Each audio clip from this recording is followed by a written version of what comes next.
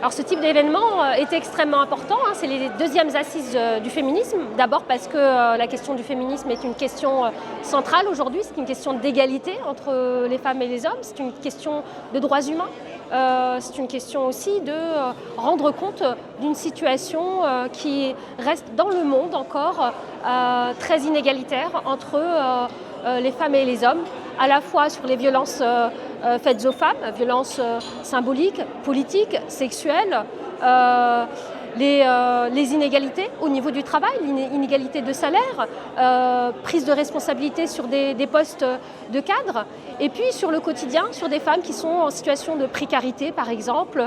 On a pu parler dans le premier panel des femmes rurales par exemple, les femmes ouvrières agricoles qui sont dans des situations extrêmement difficiles. Ce type de rencontre est nécessaire, il est utile car il permet de prendre le temps de poser une réflexion importante et aussi de rassembler différentes personnes, à la fois des politiques. Ce matin, on avait un certain nombre de ministres qui étaient là, des chercheurs et des chercheuses dont je fais partie, mais aussi des personnes qui travaillent et qui accompagnent des femmes dans des associations de droits des femmes, des journalistes également, ainsi que des syndicats. Toutes ces personnes, on a aussi des témoignages qui vont avoir lieu dans la journée, toutes ces personnes font partie de la société civile. Il est extrêmement important de pouvoir les regrouper et de les faire parler aussi ensemble pour pouvoir identifier aussi des formes de recommandations, de plaidoyer. J'en viens justement à comment améliorer la condition des femmes.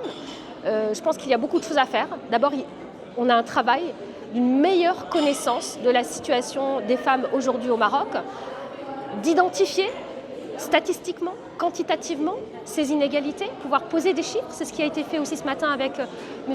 Chakib Ben Moussa, au commissaire au plan.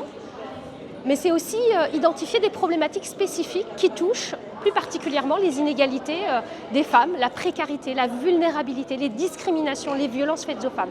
Comprendre, poser des chiffres, poser des constats, faire des études sociologiques et ensuite, à partir de là, faire des vraies recommandations qui seront aussi des recommandations qui pourront être mises en place à la fois par les associations, mais aussi par les hommes et les femmes politiques qui nous gouvernent, car la sphère décisionnelle est bien éminemment importante et elle est centrale pour faire bouger ces lignes.